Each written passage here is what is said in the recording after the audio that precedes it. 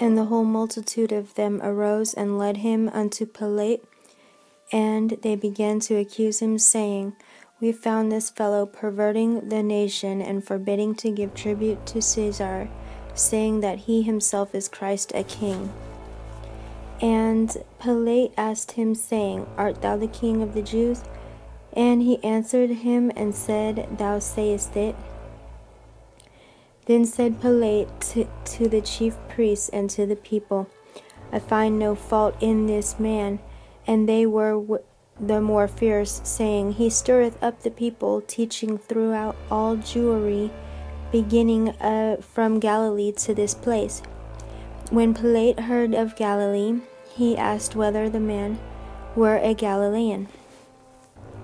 And as soon as he knew that he belonged unto Herod's jurisdiction, he sent him to Herod, who himself also was at Jerusalem at that time. And when Herod saw Jesus, he was exceeding glad, for he was desirous to see him of a long season, because he had heard many things of him, and he hoped to have seen some miracle done by him. Then he questioned with him in many words, but he answered him nothing. And the chief priests and scribes stood and vehemently accused him. And Herod with his men of war set him at naught and mocked him, and arrayed him in a gorgeous robe, and sent him again to Pilate. And the same day Pilate and Herod were made friends together, for before they were at enmity between themselves.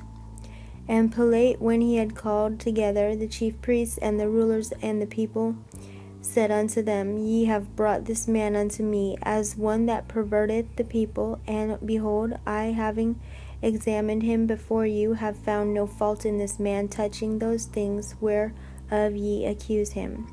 No, nor yet Herod, for I sent you to him, and lo, nothing worthy of death is done unto him. I will therefore chastise him and release him, for of the necessity he must release one unto them at the feast.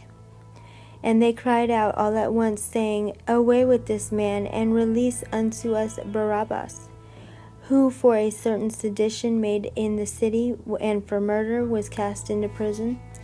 Pilate therefore, willing to release Jesus, spake again to them. But they cried, saying, Crucify him, crucify him. And he said unto them the third time, Why, what evil hath he done? I have found no cause of death in him. I will therefore chastise him, and let him go. And they were instant with loud voices, requiring that he might be crucified. And the voices of them and of the chief priests prevailed. And Pilate gave sentence that it should be as they required. And he released unto them him that for sedition and murder was cast into prison, whom they had desired, but he delivered Jesus to their will. And as they led him away, they laid him upon one Simon, a Cyrenian, coming out of the country, and on him they laid the cross, that he might bear it after Jesus. And there followed him a great company of people and of women, which also bewailed and lamented him. But Jesus, turning unto them, said, Daughters of Jerusalem, weep not for me, but weep for yourselves and for your children. For behold, the days are coming, in the which they shall say, Blessed are the barren, and the wombs that never bare, and the paps which never gave suck.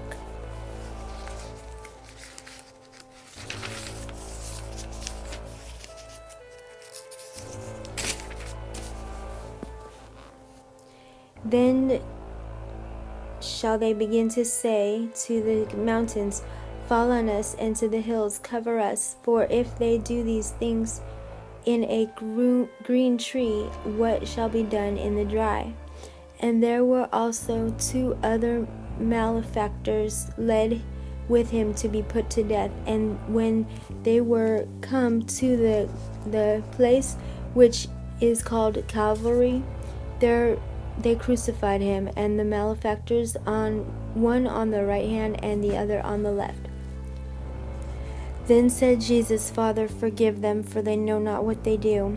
And they parted his raiment and cast lots.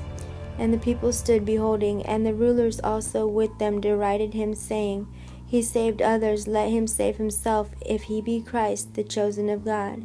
And the soldiers also mocked him, coming to him and offering him vinegar, and saying, If thou be the King of the Jews, save thyself.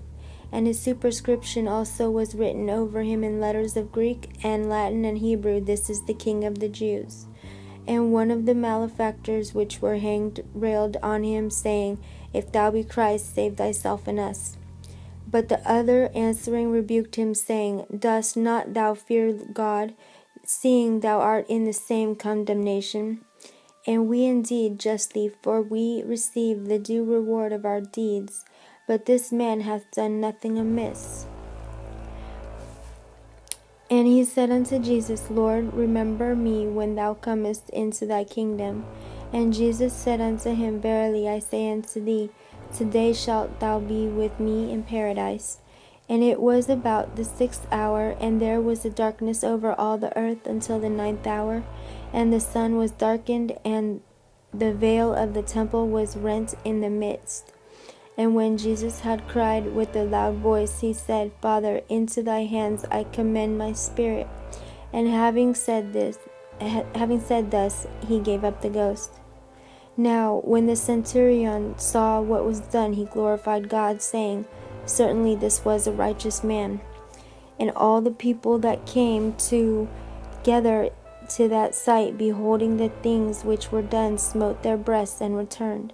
And all his acquaintance and the women that followed him from Galilee stood afar off, beholding these things. And behold, there was a man named Joseph, a counselor, and he was a good man and a just. The same had not consented to the counsel and deed of them. He was of Arimathea, a city of the Jews, who also himself waited for the kingdom of God. This man went unto Pilate and begged the body of Jesus, and he took it down and wrapped it in linen and laid it in a sepulchre that was hewn in stone, wherein never man before was laid. And that day was the preparation, and the Sabbath drew on. And the woman also which came with him from Galilee followed after, and beheld the sepulchre, and how his body was laid. And they returned and prepared spices and ointments, and rested the Sabbath day according to the commandment. End of St. Luke chapter 23.